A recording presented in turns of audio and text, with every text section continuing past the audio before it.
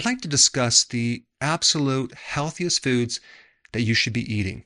Now, how do we figure this out? So let's just take a look at what the definition of food is. Food is that which is eaten to sustain life, provide energy, and promote the growth and repair of tissues. So, if you eat something that doesn't sustain life, that doesn't give you energy, that doesn't help your tissues grow and repair, it's not food. And if we take a look at what foods create the most disease, well, ultra-processed foods. That's a real polite way of saying junk foods. So before we get into the actual foods, what are ultra-processed foods? The word ultra means to the extreme. Processed, in the specialized definition of food, means something that has been altered using either chemical or mechanical or heat or other methods to change something into something else. And so they can start out with corn and turn that into something that doesn't even resemble corn, okay? That's ultra-processed. And I don't know why they can even call this food, because it doesn't sustain life. You can't live on it. It doesn't give you energy. It makes you tired. There are basically no nutrients except for the few synthetic nutrients that they spray on it. And it doesn't promote growth, especially. And we're talking about like even a growing child that needs high-quality amino acids and high-quality fatty acids. So if we look at a scale from, I'm going to call it non-food, all the way to the other side of some whole food that has bioavailable nutrients. So that means it would have to have vitamins, minerals, trace minerals, amino acids, and fatty acids, and other things too. And I think fiber might be important as well, simply because fiber is something that your microbes do eat. And I'm not talking about added fiber, just the fiber that comes within certain foods. But we do know the essential things, essential fats, essential proteins, but there's no essential carbohydrates. We can actually live without carbohydrates. On the flip side, there are some important nutrients in vegetables: vitamin C, folate, potassium, magnesium, and phytonutrients, which have a lot of additional interesting properties that go beyond just basic nutrients, anti-inflammatory, antioxidant, etc. However, that being said, you can find in grass-fed beef a lot of phytonutrients. That's right. There's not a lot of research in this area as far as the difference between the two or the bioavailability, but they're in there, like I'm demonstrating right here in this picture. And you can see the level of phytonutrients in my cattle. And you can see it's much higher, especially than the grain-fed. And this is probably because my cattle get no grain. It's all grass-fed, grass-finished. And even in eggs, right, you can get certain phytonutrients, which are plant-based compounds. So you don't always have to get these phytonutrients from plants.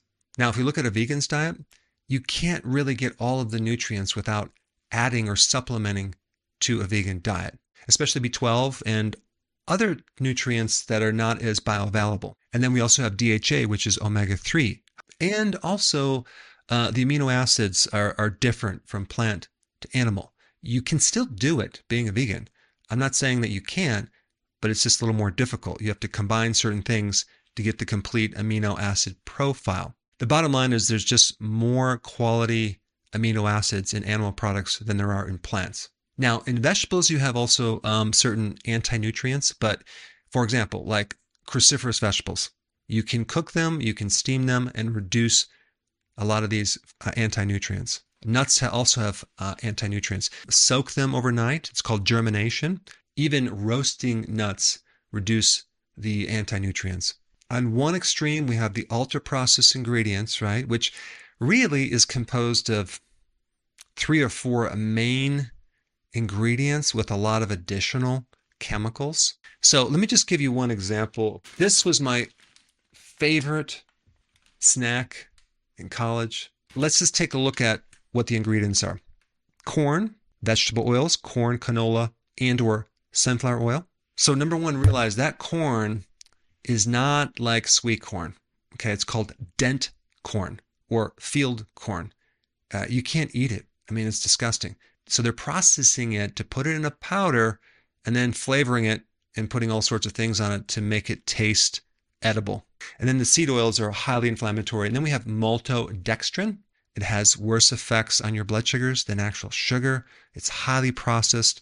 Monosodium glutamate, of course, just to stimulate your appetite. Artificial colorings, artificial flavorings, and natural flavorings, and then some other chemicals too. Now, what's interesting about this is take a look at the fats. I don't know if you can see. Total fats, 8 grams. That's per serving size, 12 chips. That's 10% of all the calories. I mean, people think that saturated fats is the worst thing, right, in here, but it has 1 gram. Then what is all the other fats in there? Unsaturated fatty acids. That's the thing that's creating a tremendous amount of damage in our bodies because it's the vegetable oils, highly processed, highly inflammatory. Yet when we think about junk foods, no one's really saying to avoid the unsaturated fats. It's all about the saturated fats. This is why some companies will say, hey, this junk food has no saturated fats. And you think, oh, wow, that's healthy. Not quite. And the last thing they have on there is guaranteed fresh. Okay. Guaranteed fresh. Like taking an apple off of a tree type fresh. You know, the purpose of ultra processed food is to increase shelf life and make it cheap and make it very tasty. Okay. And so I really think the essence of healthy foods is really how much life that food has. How dead can you make a food when you're cooking it 5 times using massive pressure, chemicals, heat? It's in the pet foods. It's in infant formulas. 67% of all teens' calories are ultra-processed foods. And so, yes, they all have chemicals and everything, but I think the thing that's really important to understand is the basic 3 ingredients. Number 1, the synthetic sugars, the basic synthetic starches, which is like modified food starch or maltodextrin, and the synthetic oils, which are the unsaturated seed oils. Those are the things that you need to really pay attention to and make sure they're not in your refrigerator. All right, let's finally get to the purpose of this video, which is the list of the healthiest foods. Number 1, beef, as in red meat. The exact food that everyone's saying to avoid. And I'm not talking about grain-fed, I'm talking about grass-fed, grass-finished. And so you can't just lump in grass-fed cows that are on pasture, that are rotated with all the processed meat. And also, I've never met anyone who is allergic to beef. Beef is high in glutamine. Glutamine heals your gut. In fact, it's the highest source of glutamine. And so many people have gut inflammation. This is why someone that goes on a beef diet or a carnivore diet starts to heal their gut and a lot of other inflammatory conditions. You notice I didn't say chicken. Chickens are fed grains, which really dramatically increase the omega-6 fatty acids. However, there are certain chickens that are soy and corn free that you can get, which I don't know where you can get them, but they're much healthier. All right, number 2, wild-caught fatty fish, like salmon, for example. I mean, an average person, at least in the US, consumes 32% of all their calories in the form of these seed oils. And number 3, which is shellfish, clams, oysters, shrimp, lobster, crab, things like that. You not only can get the omega-3 fatty acids, but you can get all the trace minerals and you get high quality protein. I mean, oysters are just loaded with zinc. Then number 4 is eggs. I think it's really important to buy the highest quality eggs that you can find, organic, pasture raised, super amounts of nutrition, especially in the yolk. They're also very high in choline, which can help a fatty liver. Okay, number 5 is fermented vegetables. I'm mainly talking about either sauerkraut or kimchi, and the reason I put those on the list is because they're great probiotics. But sauerkraut has like 10 times the vitamin C of any vegetable. It's loaded with the prebiotics, the fiber, and the probiotics, which are the microbes. Plus, it's made from cabbage, which has a lot of great things for gut health, glutamine. And I think a lot of people don't realize that these microbes contribute so much to your health. I mean, just take a look at what happens after an antibiotic to your health. It goes right down the tubes. So we need to emphasize foods for our probiotics.